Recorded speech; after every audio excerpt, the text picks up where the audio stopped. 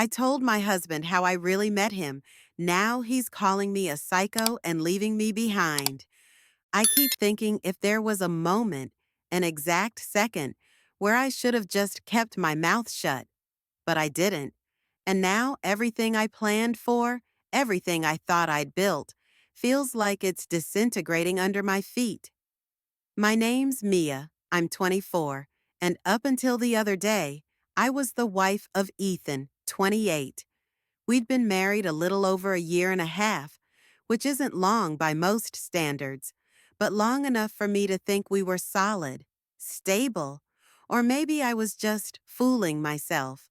The first time I saw him, go back 10 years, I was a 14-year-old freshman in high school, standing around in the park with my older brother, 27 million. We ran into Ethan, who at the time was 18, a college freshman, someone my brother used to know from high school. He was walking his dog, and they struck up a quick hello. The second I saw him, my stomach fluttered. He had that casual, older guy vibe that made my high school heart do flips. I remember clinging to every word he said, even though he never directed a single sentence to me. When he left, I was borderline obsessed. I wish I could say I shrugged it off like a normal kid, but I didn't. I found his Instagram that same afternoon, then his family's social media. I even figured out where he lived, thanks to my brother, who cheerily offered to walk him home while I tagged along. It wasn't innocent curiosity. The truth is, I decided right then, I want him. But obviously, 14 verses. 18 is a big gap. He was practically off to college, and I was a nobody freshman. That's when the wheels started turning in my head. A plan formed, though it feels embarrassing to call it that now. A master plan to weave my way into his life. Befriending his younger brother. A strategy. First, I learned he had a younger brother, just a year below me, who would soon be attending my high school as a freshman once I was a sophomore. I told myself, if I can befriend his younger brother, I'll get closer to Ethan. I know how that sounds, calculated, manipulative, but I didn't care back then. I was too wrapped up in this crush, this fixation on the older boy from the park. When the new school year started, his younger brother came in as a freshman. I zeroed in on him. I acted friendly, joked around, tried to be helpful with classes. By halfway through my junior year, we were best friends. I'd earned his trust. He started inviting me over to his house, a frequent thing. That was my big break. Through these visits, I'd chat with Ethan's mom if she was around. She loved talking about him, his college, his past girlfriends, his favorite foods, everything. I devoured every detail, and each piece of info felt like a stepping stone to get me closer to him. It wasn't until I was a junior edging into my senior year that I formally re-met Ethan. He'd show up every other week, staying at his parents' place Friday to Sunday or Saturday to Sunday. On those weekends, I planned ahead, wearing cute outfits, cracking jokes, doing little things to catch his attention. I made sure I never seemed too pushy, but always around. Eventually, we became friends. He was nice enough, but in that older, I'm guiding my little brother's friend sort of way. Coaching and growing closer. Ethan was a local sports legend at my high school. He held a long-standing record in a certain sport, which, conveniently, was the sport I ended up doing. Maybe not so coincidental, right? Around halfway through my senior year, he started volunteering as an assistant coach for that sport, fulfilling some volunteer hour requirement. That meant I got extra face time with him after school. Sometimes we'd linger after practice, and he'd drive me home. I lived nearby, so it made sense. I remember feeling this electric thrill every time I slid into his passenger seat, telling myself, he's noticing me. He sees me as more than a random girl now. When I graduated high school, I moved to New York City for college, and Ethan moved there too for a job. At the time, he called it a coincidence that his new workplace was near my campus. I let him believe that. In reality, I'd found out he got a job offer in that area, so I applied to colleges specifically around there, wanting to keep him close. Looking back, it's borderline creepy how I orchestrated so much, but it worked. Being each other's only real friends in a new city made us bond. We started dating when I was almost done with my freshman year, he proposed after I graduated, and a year and a half ago, we got married. On the surface, a fairy tale. Oh, fate brought us together, thanks to his younger brother. That's the official story he tells everyone. He's never suspected how long I'd known him, how I'd quietly engineered every step.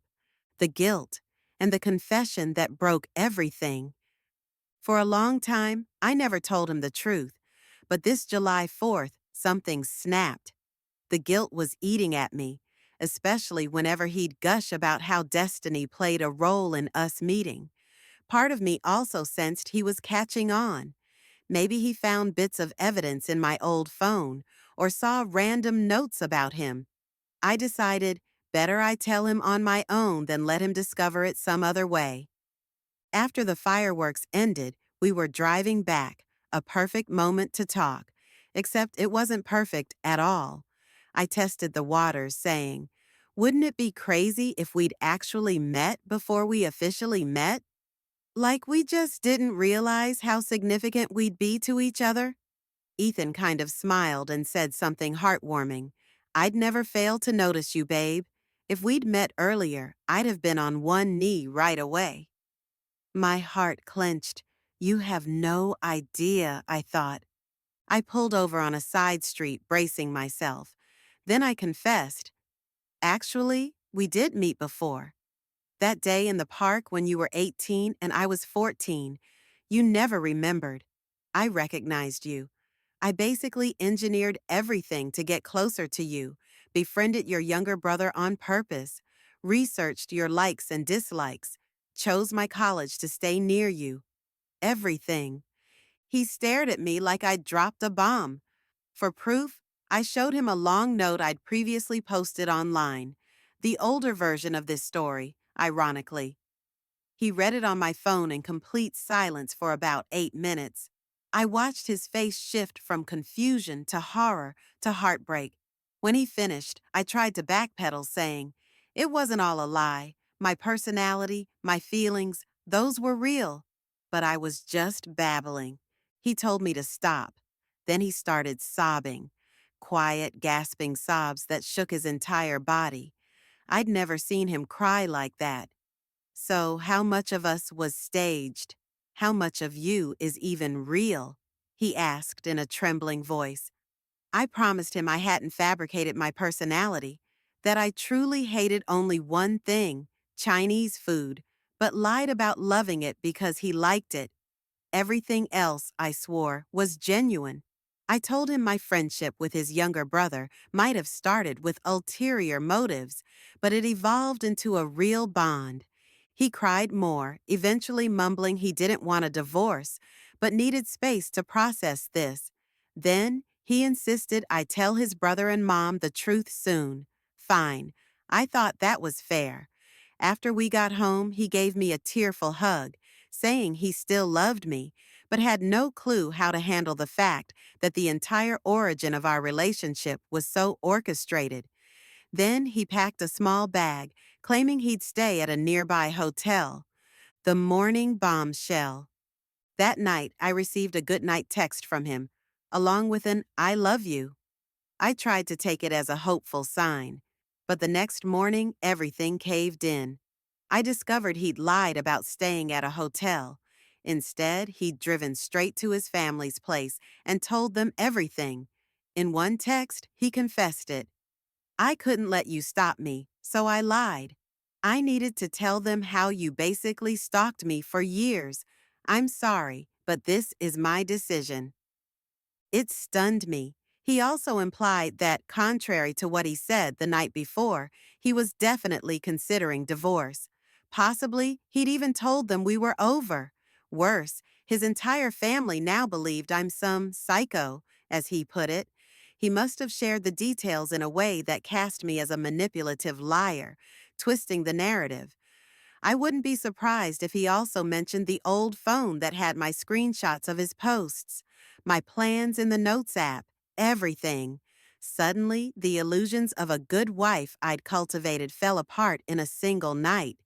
His brother, the same younger brother I considered a genuine friend, apparently wants nothing to do with me. His mom, who used to dote on me, now thinks I'm insane. I can't even blame them that much, can I? I did orchestrate those early friendships, but it kills me that the entire family is shutting me out, not even hearing my side. The weight of betrayal. That morning, my phone buzzed nonstop with family group texts. Most were unsubtle jabs at me, like, "We never really knew you. How could you betray him like this?" I tried responding, but it only fanned the flames. Everything turned hateful fast. People calling me a psycho, a weirdo stalker. They're ignoring the fact that after those initial 2 years, I was a genuine partner, that I built a life with him. None of that matters now. Meanwhile, Ethan himself texted me in a cold, matter-of-fact tone. "I can't believe you pulled me aside just to feed me more lies about not wanting to ruin us. This was about saving face, wasn't it?" I sank further into despair. The heartbreak? It's not just that he's likely leaving me, it's the realization he sees my entire confession as a self-serving ploy to cover my tracks. He wrote, "I found your old phone, Mia. I saw the screenshots. I know you had an entire plan from day one." Yes, I did, but I truly loved him. Or at least I believe I did. Why can't he see that part? Or maybe he does, but it doesn't matter because the deception overshadowed it all. I guess I deserve it. Sitting here now, staring at the wedding photos, it all feels pointless. The life I built with him, the one I carefully, maybe creepily orchestrated from age 14, just collapsed in a matter of hours. People will say, I deserve it. Maybe they're right. I toyed with fate, forcing a connection that should have grown naturally. He told me he never truly loved me if he can't get past an honest confession like this. But ironically, I'm the one feeling unloved now. He said one thing last night, no divorce, just time apart. Then did the opposite. I guess we both used dishonesty as a weapon, a cruel twist. Part of me wants to believe there's still a shred of hope. The naive side thinks maybe we can talk it out if he calms down. But the messages from his family are so vicious, and his own words ring in my head. "You manipulated me from the start. That's not real love." I can't see a path back. I realize, too, I didn't even come clean out of pure guilt. I did it because I suspected he was onto me. He'd apparently found my old phone, rummaged through those old, incriminating notes. So I tried to spin it in my favor, to appear honest before he discovered it himself. In a twisted sense, maybe that's why he's so angry. It's not a heartfelt confession, it's damage control. Alone with my regret. Now I'm here, alone in our apartment, boxes half packed. I'm not sure if I should move out or if he will. We only signed a lease for a year. Maybe I'll let it run its course. My brother's telling me to come stay with him, but I'm too prideful to face him, especially since he's known Ethan from high school days and might side with him. My phone keeps lighting up with calls from friends who read my meltdown posts or heard rumors. Some are supportive. Some are telling me I messed up big time. Ethan doesn't respond to my texts anymore. Beyond an occasional "stop texting me," he's staying at his parents', who think I'm a psycho. Our future is a giant question mark. A part of me feels numb, like I deserve every ounce of this. Another part is resentful, like, how dare he demonize me for a lie when he's also lying about where he stayed, about not wanting a divorce. The ending, that isn't an ending. At this point, I can't spin a pretty moral from this story. It's just a train wreck of my own making. I manufactured a relationship out of an adolescent crush, carefully manipulated events, and ironically ended up truly loving him. Or at least what I believed was love. Now he's gone, calling me insane, telling his family I'm a psycho. My illusions of a sweet marriage are shattered. Would I do it all over again if I knew it'd lead here? Part of me says yes, part of me says no. Because I did get a few years of happiness, but at the cost of living with a secret that blew up in my face.